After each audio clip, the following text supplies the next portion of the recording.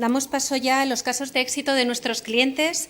Hemos hecho un breve cambio en la agenda y vamos a comenzar con Rubén Gallardo, director de Audiencias e Inteligencia de Clientes en Prisa Noticias. Rubén es licenciado en Estadística y está especializado en analítica digital, con una dilatada experiencia en implementación de herramientas de analítica web. Muchas gracias a los compañeros y amigos del Instituto de Ingeniería del Conocimiento por invitarme a estar esta tarde aquí con todos vosotros. La verdad es que cuando me propusieron venir a hablar del caso de éxito de Prisa, dije, bueno, yo no sé si es un caso de éxito y sobre todo no sé si es un caso muy glamuroso para contar sobre cómo los medios de comunicación estamos empezando a tratar ese concepto que se ha puesto de moda llamado Big Data. Es cierto que cuando yo empecé a trabajar con esto de los datos, por allá el año 99, cuando llegué a Telefónica de España y me hicieron una entrevista para trabajar recién titulado, una entrevista para trabajar de responsable de estadísticas online.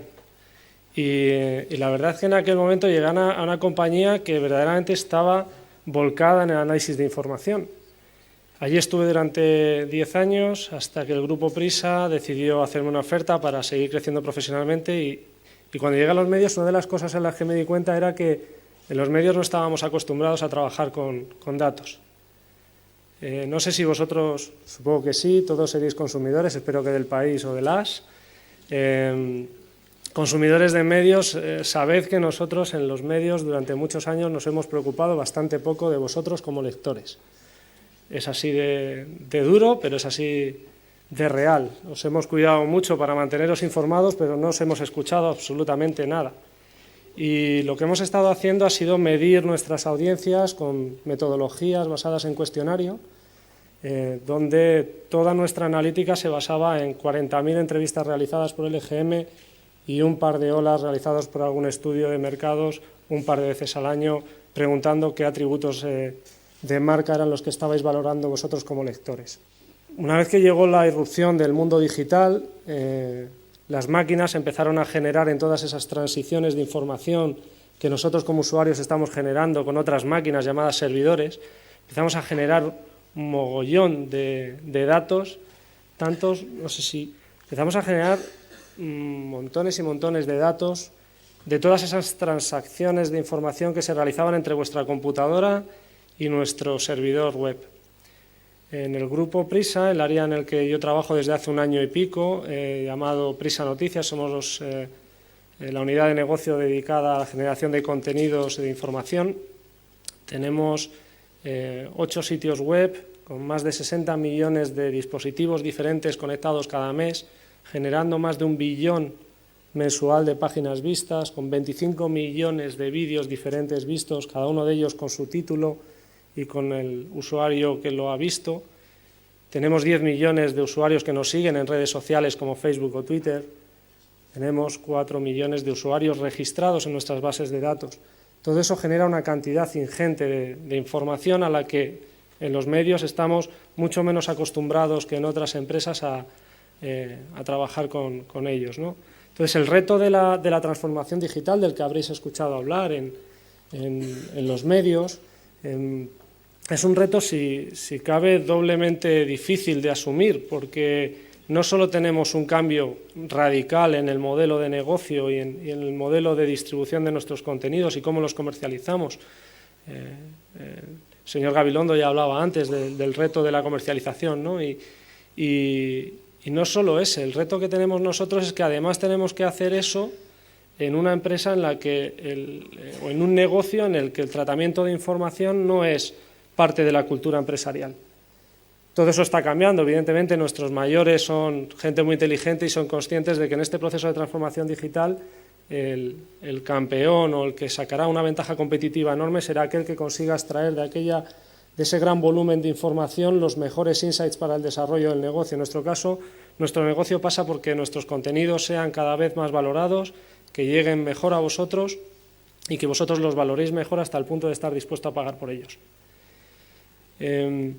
Nosotros, cuando el Instituto de Ingeniería del Conocimiento me dijo, Rubén, tienes que ir a contar allí qué estamos haciendo, dije, bueno, pues vamos a dejar de hablar de Big Data en el entorno conceptual en el que en casi todas las charlas de mercado se está hablando y vamos a intentar aterrizar un poco. No será un caso muy glamuroso, no vamos a hablar de millones de terabytes procesados, pero sí vamos a intentar contaros desde Prisa Noticias y en concreto desde El País en qué estamos trabajando y cómo la gente del Instituto de Ingeniería del Conocimiento nos está ayudando con este problema que tenemos del gran volumen de información que manejamos. Hace cuestión de un año empezamos a trabajar con la Fundación Melinda y Bill Gates en un proyecto llamado Planeta Futuros, un proyecto que tiene un objetivo importante por parte de la Fundación Gates y es contar con El País para ayudar a transformar la sociedad española e internacional en idioma castellano en determinados temas importantes y relevantes para ellos y que tienen que ver con los objetivos del milenio. Temas como el desarrollo de los derechos de la mujer, la mortalidad infantil, enfermedades olvidadas. Cuando la Fundación Gates vino al País y nos sentó en una mesa y nos dijo necesitamos medir esto y necesitamos que nos ayudéis a ver cómo lo hacemos. En ese momento nosotros analizamos lo que siempre se hace, que es la big question que ha dicho mi compañero antes. ¿Para qué nos queréis? Es para transformar. Pues entonces lo que necesitamos medir es si estamos transformando o no, qué estamos haciendo, dónde estamos impactando y a quién estamos alcanzando, ¿no?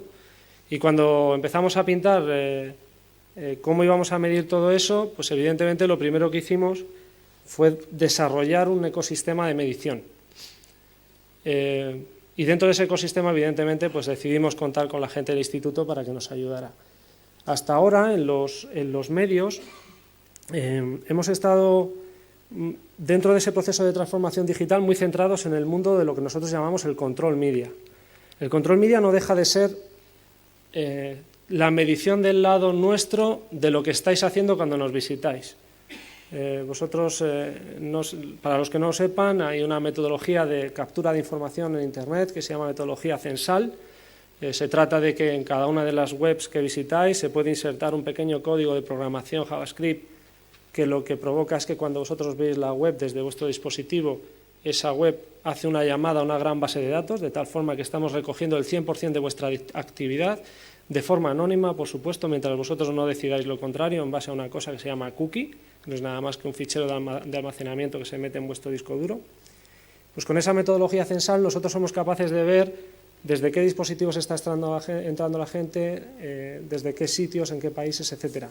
Y hasta ahora, dentro de la transformación digital de los medios, estábamos muy enfocados en intentar sacar muchos más insights de esos grandes volúmenes de información, recordad, 1 billón de páginas vistas al mes, para intentar conoceros mejor, saber qué temas os enganchaban más e intentar mejorar el producto. Pero claro, ahí cuando hablamos de impacto, la información que estamos obteniendo de ese impacto es sesgada, es solo la mitad de la ecuación. Es decir, desafortunadamente el país.com no es el centro del universo de la conversación social. Desafortunadamente la conversación hoy en día se da en muchos sitios, afortunadamente para los demás, desafortunadamente para nosotros que nos gustaría tenerla toda. Entonces cuando nos planteábamos, bueno, y para medir el impacto real en la sociedad digital y en los medios, si se conversa o no se conversa y si estamos liderando conversaciones sobre estos temas que estaban olvidadas y que nadie está lanzando para saber si estamos concienciando a la sociedad, ¿cómo hacemos? Entonces fue cuando decidimos contar con el Instituto de Ingeniería del Conocimiento y lo que hicimos fue hablar con ellos, plantearles unos objetivos muy claros y ellos, en base al gran expertise que tienen en el tratamiento de información y en la modelización de comportamientos, ayudaron a definir una herramienta para el país y adaptarla al país que se llama Linguo. La idea era no solo medir en la parte de lo que nosotros llamamos control media, cuánto estabais leyendo sobre esos temas, a cuánta gente estábamos llegando dentro de nuestro site o de nuestras cuentas sociales, sino también después de eso si se empezaba a hablar o no se empezaba a hablar de esos temas fuera del país, en lo que nosotros llamamos conversation media. Linguo está basado en una metodología que se llama metodología Probing.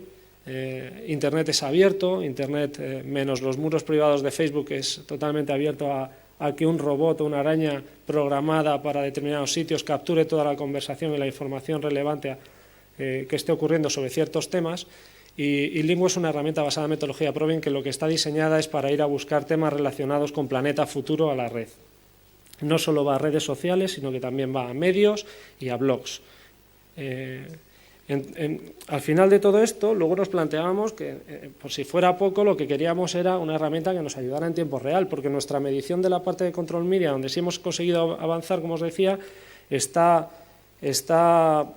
muy planteada desde el punto de vista del real time, para tomar decisiones sobre el contenido y las noticias en tiempo real. Y claro, no podíamos plantear un ecosistema de medición sin tener una herramienta que fuera capaz de hacer esa escucha en medios y blogs y redes sociales si no fuera en tiempo real. Lo cual complica bastante más porque no solo tienes que ir a buscar información en tiempo real, sino que tienes que ser capaz de procesarla, de almacenarla, procesarla y encima sacar insights en una herramienta de reporting que te ayude a tomar decisiones. Dicho esto, la verdad es que fue sorprendente ver cómo en tan solo 3 o 4 meses éramos capaces de montar este ecosistema aprovechando la metodología que ya teníamos funcionando en el periódico y incorporando este ecosistema a Linguo. Al final, y por daros algunas pistas más, en la parte del control media nos quedamos con tráfico y comportamiento de usuario. ¿Por dónde llegáis? ¿En qué horarios? ¿Qué tipos de días? ¿Desde qué dispositivos? ¿Cuánto tiempo pasáis con nosotros? Si le prestáis más atención a un artículo o no, si profundizáis en la portada o no, si termináis suscribiéndoos, registrándoos, etcétera, etcétera. Incluso compartiendo en redes sociales. Luego, la parte de interacción social nos permite, en base a generar un perfil de seguimiento del proyecto, nos permite saber si estáis interaccionando con nuestro perfil, si estáis amplificando el mensaje nuestro a través de las redes, y eso con una herramienta que se llama Hootsuite y que también teníamos integrada en la redacción, nos ayudaba a complementar del paso del control media al conversation media en la primera etapa, que es la de exposición de ese contenido hacia afuera. Pero verdaderamente donde el Big Data era verdaderamente relevante, y no porque procese más información, sino por lo complejo que es ir a buscar toda esa información a la red, era con Linguo. Linguo era la que nos iba a dar la foto de las conversaciones, era la que nos iba a dar, de alguna forma, un conocimiento que hasta ahora no teníamos, que era el conocimiento de qué hacíais vosotros y qué opinabais vosotros de nuestro contenido después de que nosotros os lo hubiéramos puesto delante. Y eso es una ruptura importante y yo creo que una oportunidad enorme para los periodistas del siglo XXI. Y es un cambio de paradigma enorme en esta profesión. Es el cambio de paradigma de cambiar ese concepto de que la primicia es mía y que cuanto mejor trabaje la información con mi sexto sentido desarrollado, mejor va a ser mi desempeño, y decir, aparte de lo bueno que estoy haciendo mi trabajo, voy a utilizar los datos que el mercado y las tecnologías ponen a mi disposición para entender mejor el medio, entender mejor a mi lector y hacer mejor mi profesión. Es algo que a veces es difícil, pero que está pasando y que va a pasar. Y en la parte de la conversación, y hablando de métricas concretas para que aterricemos las cosas, cuando tienes millones de filas que procesar, al final necesitas una cosa que se llama KPI o Key Performance Indicators, que son medidas de resumen, ¿no? Y necesitas trasladar eso a medidas que te permitan desarrollar tu inteligencia del negocio y tomar decisiones en base a ellas.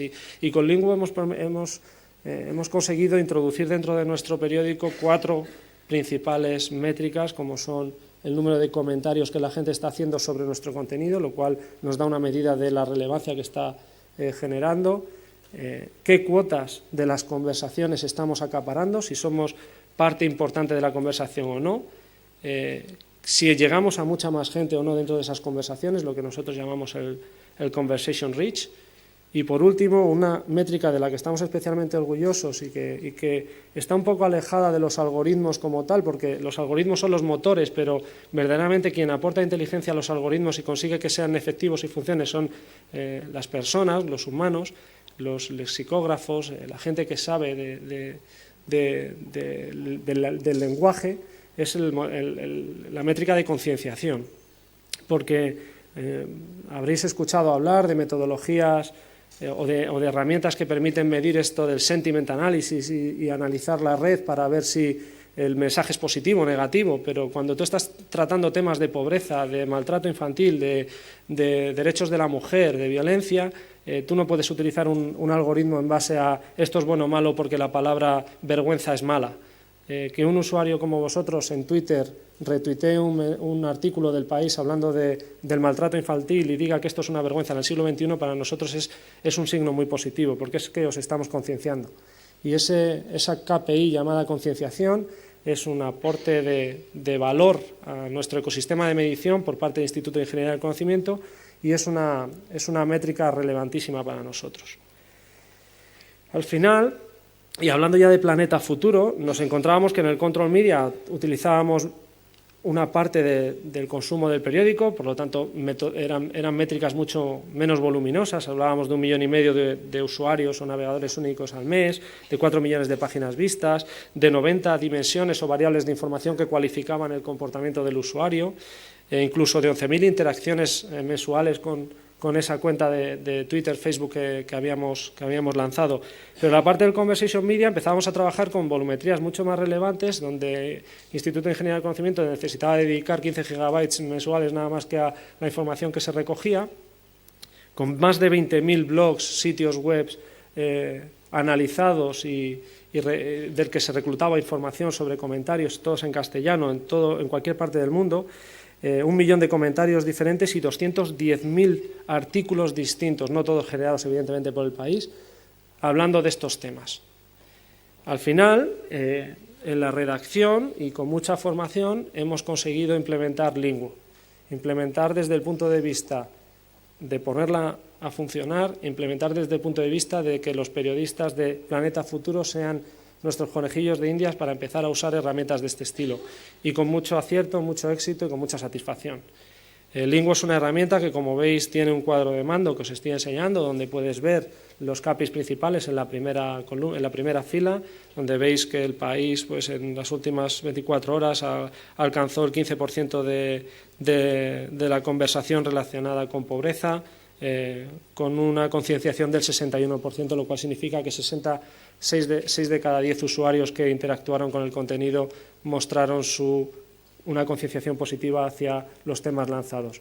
Cuando fuimos a Seattle hace un mes a contar esto a la Fundación Gates, con compañeros del New York Times, el The Guardian, el Seattle Times, etcétera, quiero deciros que este tipo de conceptos en Estados Unidos estaban causando sensación, y que la Fundación Gates ha tomado el modelo del país para desarrollar una medición, un ecosistema de medición relacionada con la medición del impacto en todos los acuerdos que tiene en todos los continentes, de lo cual, por cierto, me siento muy, muy satisfecho.